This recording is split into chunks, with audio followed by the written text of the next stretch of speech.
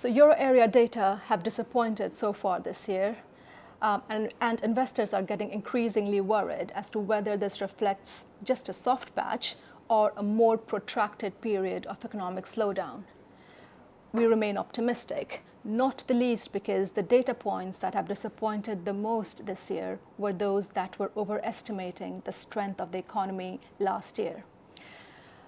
The underlying picture remains that of an economy that is growing at a rapid pace, at a healthy pace, and still has significant cyclical upside. Advanced estimates show Eurozone real GDP growth easing to 0.4% in Q1 from an upwardly revised 0.7% growth in Q4. This is in line with expectations and is still a solid pace of expansion given that the trend growth rate of the Eurozone is just above 1%.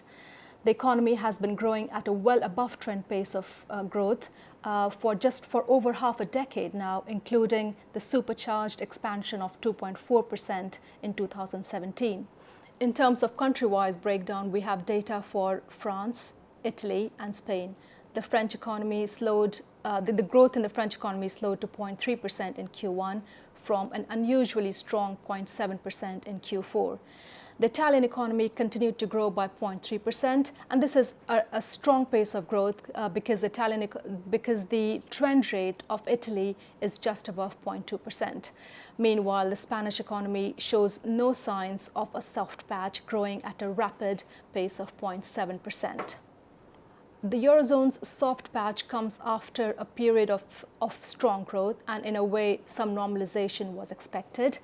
Temporary factors such as cold weather conditions, extremely cold weather conditions, strikes, the timing of Easter have also played a role. With sentiment indices now having moderated, they are more consistent with a relatively more realistic pace of expansion.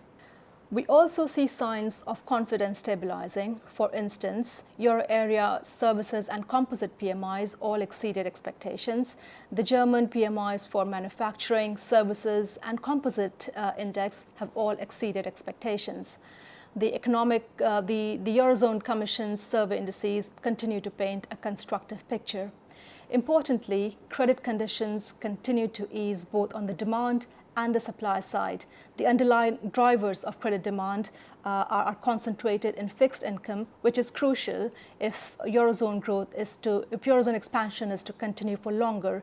And the demand is coming not just from the relatively stronger economies of like Germany, but also from relatively weaker economies such as Italy. The risks to our relatively bullish outlook have increased this year. Market volatility has jumped.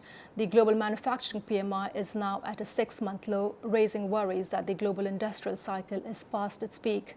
A strong dollar is another key threat to our story, especially if the dollar appreciates at a rapid pace, inducing higher volatility. A strong dollar is bad news, not just for global financing conditions, but also for global trade conditions.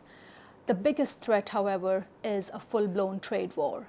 None of these risks are our base case. Having said that, the tail risks have certainly gotten fatter, but we do see room for more upsides from these levels.